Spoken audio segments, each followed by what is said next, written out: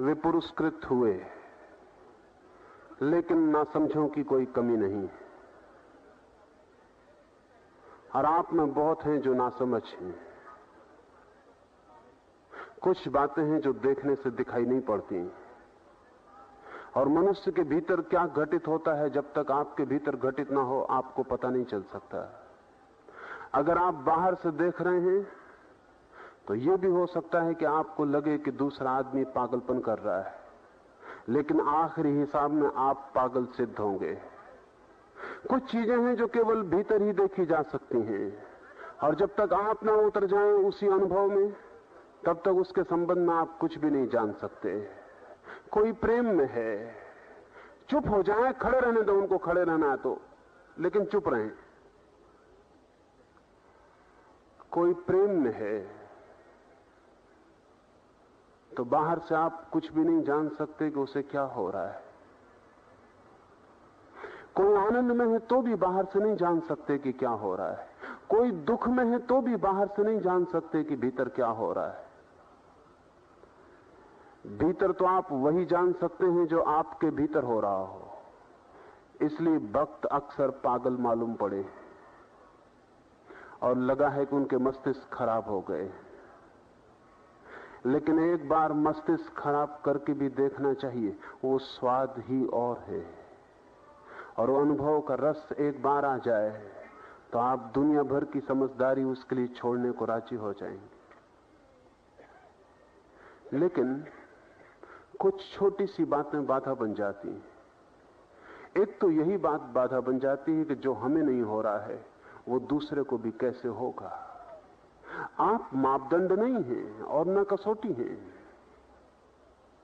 बहुत कुछ है जो दूसरे को हो सकता है जो आपको नहीं हो रहा, और ध्यान रखना है जो दूसरे को हो रहा है वो आपको भी हो सकता है। थोड़े साहस की जरूरत है, और दुनिया में बड़े से बड़ा साहस एक है, और वो साहस है इस बात का कि लोग चाहे हंसें तो भी नए के प्रयोग करने का साहस। बड़ा डर हमें होता है कि कोई क्या कहेगा। हम मरते वक्त तक लोगों का ही हिसाब रखते हैं कि कोई क्या कहेगा। इसी में हम जीवन को गंवा देते हैं। पड़ोसी क्या कहेंगे? कोई आपको नाचते और गाते और आनंदित होते देख लेगा तो क्या कहेगा? पत्नी क्या कहेगी? पति क्या कहेगा? बच्चे आपके क्या कहेंगे? तो आप दूसरों के मंतव्य इकट्ठे करते रहना, और जीवन की धार आपके पास से बही जा रही। आपके पास से बुद्ध भी गुजरे हैं और आप उनसे भी चूक गए, और आपके पास कृष्ण भी गुजरे हैं और उनसे भी आप चूक गए, और क्राइस्ट भी आपके पास से निकले हैं, लेकिन आपको उनकी कोई सुगंध न लगी, क्योंकि आप हमेशा ये ख्याल कर रहे हैं कि कोई क्या कहेगा। आप नाहक ही वंचित हो जाते हैं। फिर एक बात ध्यान रखनी चाहिए कि धर्म तो एक प्रयोग है, और जब तक आप प्रयोग करके ना देखें तब तक आप कुछ भी नहीं कह सकते कि क्या हो सकता है।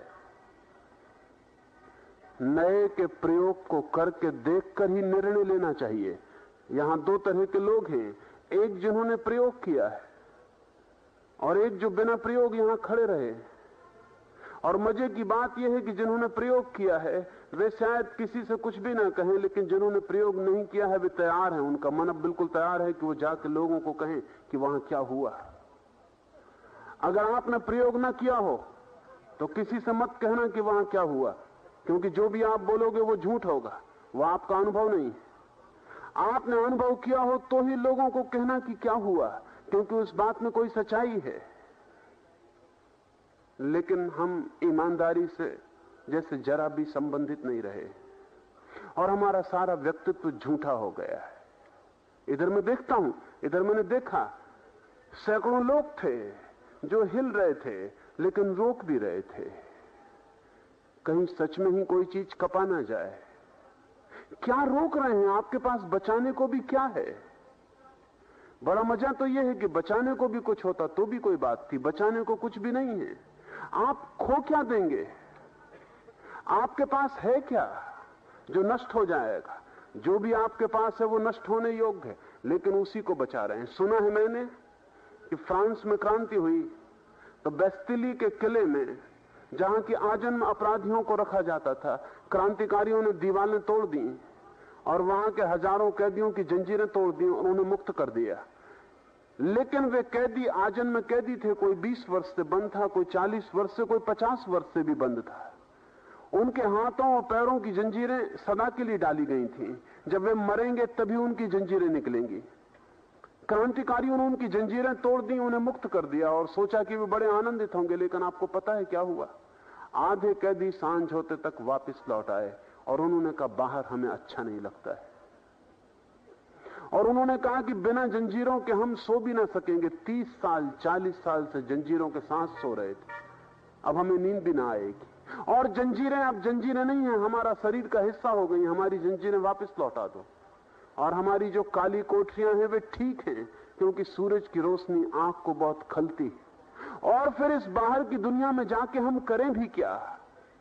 हमारे सारे संबंध टूट चुके, हमें कोई पहचानता नहीं, हमारा कोई नाता रिश्ता नहीं। ये कारागृह ही हमारा अब घर है और हम यहीं मरना चाहते। क्रांतिकारियों ने कभी सोचा भी नहीं था कि कारागृह के कैदी भी वापस लौट आएंगे। उन्होंने सोचा भी नहीं था कि स्वतंत्रता को कोई ठुकरा के वापस लौट आएगा। लेकिन कारागृह से भी मोह हो जाता है और जंजीरों से भी प्रेम बन जाता है। हम इसी तरह के लोग हैं। हमारा दुख भी हमसे छूटते नहीं बनता। अगर आप रोना भी चाहते हैं तो भी रोकते हैं, हंसना भी चाहते हैं तो भी रोकते हैं। आप कुछ भी छोड़ नहीं सकते। आपकी जंजीरें बड़ी प्रीतिकर हो गई, वो आभूषण मालूम होती। और जब तक आप इन जंजीरों से भरे रहेंगे, परमात्मा का स्वतंत्रता का आकाश आपको उपलब्ध नहीं हो सकेगा।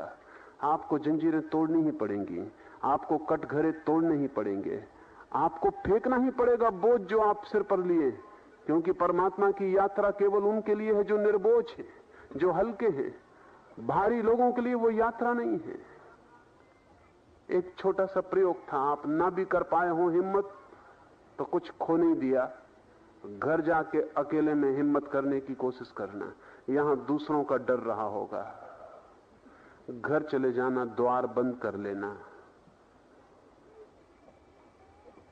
मैं वहां भी आपके साथ काम कर सकता हूं। जैसा प्रयोग यहां किया है, एक फूल को रख लेना, उसमें भाव करना, अहंकार को छोड़ देना और ठीक 3 चरणों में इस प्रयोग को घर पर होने देना।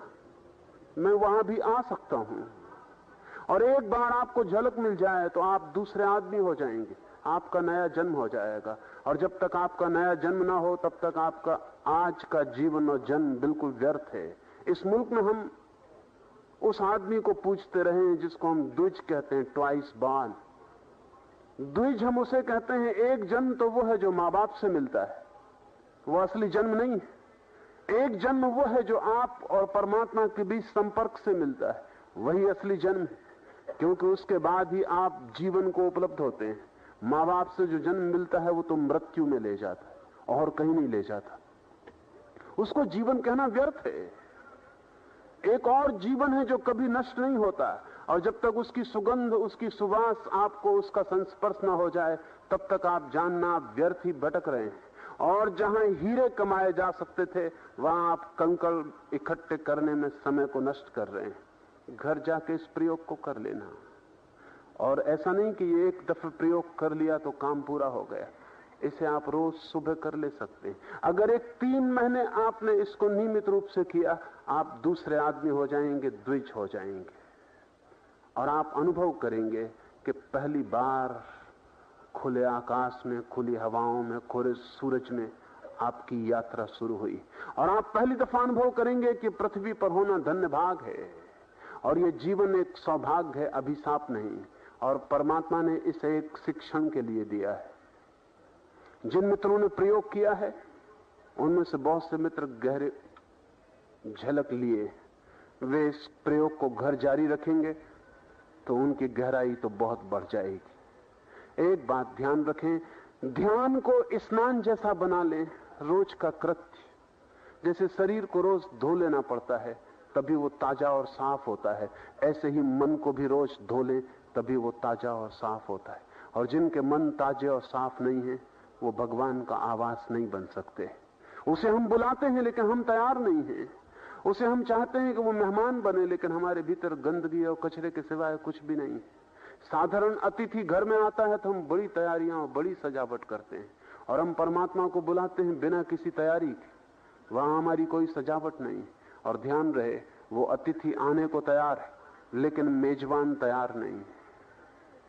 थोड़ा इसे तैयार करें। जैसे शरीर को धोते हैं, ऐसा रोज मन को भी धोते रहें। धुलते धुलते मन दर्पण बन जाता है, और उस दर्पण में परमात्मा की छवि उतरनी शुरू हो जाती है। परमात्मा कोई सिद्धांत नहीं है, दर्शन शास्त्र से उसका कोई संबंध नहीं है।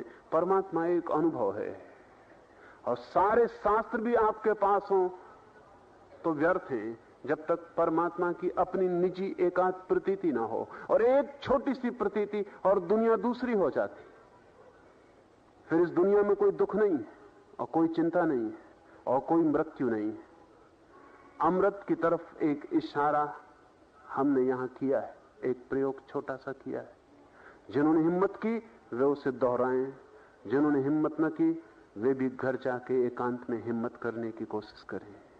अगर आपने ठीक श्रम किया तो एक बात पक्की है, परमात्मा की तरफ उठाया गया कोई भी कदम व्यर्थ नहीं जाता है। कोई भी कदम व्यर्थ नहीं जाता है, और छोटा सा भी प्रयास पुरस्कृत होता है।